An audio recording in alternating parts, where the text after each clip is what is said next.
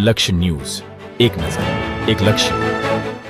Dabhoi police station હદ વિસ્તારમાં વર્ષ 2023માં પોક્સો દુષ્કર્મ તેમજ સગીરને ગર્ભવતી બનાવવાના ગુનાના કેસમાં આરોપીને Dabhoi additional district and sessions court દ્વારા 20 વર્ષની સજા તેમજ 33,000 દંડનો હુકમ કરી સમાજમાં દાખલો બેસે તેવો ચુકાદો આપ્યો હતો.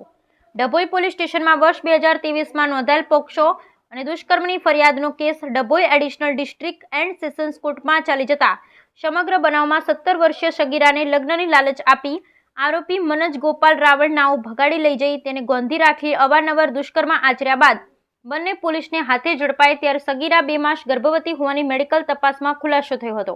નામદાર કોર્ટ પાસે પરવાનગી બાદ ગર્ભનો નિકાલ કરવામાં આવ્યો હતો. સાથે સમગ્ર case Dabhoi additional district and sessions કોર્ટના જજ એચ.જી. વાઘેલા નાઓ સમક્ષ ચાલી જતા સરકારી વકીલ એચ.પી. ચૌહાણની દલીલો અને પુરાવાઓને ધ્યાનમાં રાખી ગુના સંદર્ભે આરોપી મનોજ ગોપાલ રાવળને સગીરાને ભગાડી જવા સંબંધે 3 વર્ષની સજા, 3,000નો દંડ, ગોધી રાખવા સંબંધે 5 વર્ષ અને 5,000નો દંડ, અવારનવાર શારીરિક દુષ્કૃત્ય કરી સગીરાને સગર્ભા બનાવવા સંબંધે 20 વર્ષની સજા તેમજ 25,000નો દંડનો હુકમ કરી 33,000 દંડ તેમજ એકી સાથે સજા ભોગવવાનો હુકમ કર્યો છે. પોક્સો અને દુષ્કર્મના ગુનામાં સમાજમાં દાખલો બેસે તેવો ચુકાદો આપ્યો હતો. સાથે જિલ્લા કાનૂની સેવા સત્તા મંડળને ભોગ બનનાર સગીરાને રૂપિયા 4 લાખની સહાય ચૂકવણી પણ નામદાર કોર્ટ દ્વારા હુકમ કરવામાં આવ્યો હતો. આજથી એકાદ વર્ષ પહેલાં ડભોઈ પોલીસ સ્ટેશનના હદ વિસ્તારમાં રહેતા ફરિયાદી ભોગ બનનારની સગીર વયની દીકરીને લગ્નની લાલચ આપી પટાઈ ફોસલાઈ ભગાડી લઈ ગયા અંગેની ફરિયાદ નોંધાયેલી.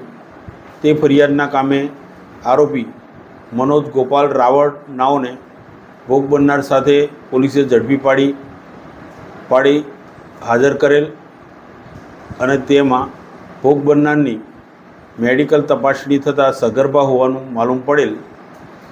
ત્યારબાદ ભોગ બનનારના ગર્ભના નિકાલની કાર્યવાહી નામદાર કોર્ટની પરમિશનથી કરવામાં આવેલી અને આ સમગ્ર ઘટનાવાળો કેસ મહેરબાન ડભોઈના એડિશનલ ડિસ્ટ્રિક્ટ એન્ડ સેશન જજ શ્રી એચ.જી. વાઘેલા સાહેબની કોર્ટમાં ચાલી જતા ભોગ બનનારને ભગાડી જવા સંબંધે 3 વર્ષની કેદ તેમજ રૂપિયા 3,000 દંડ તેમજ ગોંધી રાખવા સંબંધે રૂપિયા 5,000 દંડ તેમજ 5 વર્ષની સજા તેમજ ભોગ બનનારને સાથે અવારનવાર શારીરિક દુષ્કૃત્ય કરી તેને ગર્ભવતી બનાવવા સંબંધે 20 વર્ષની કેદ તેમજ રૂપિયા 25,000 દંડ ભરવાનો હુકમ કરેલ છે. તેમજ નામદાર કોર્ટે ભોગ બનનારને રૂપિયા 4 લાખ વળતર ચૂકવવા માટે જિલ્લા કાનૂની સેવા સત્તા મંડળ વડોદરા નાઓને હુકમ કરેલ છે.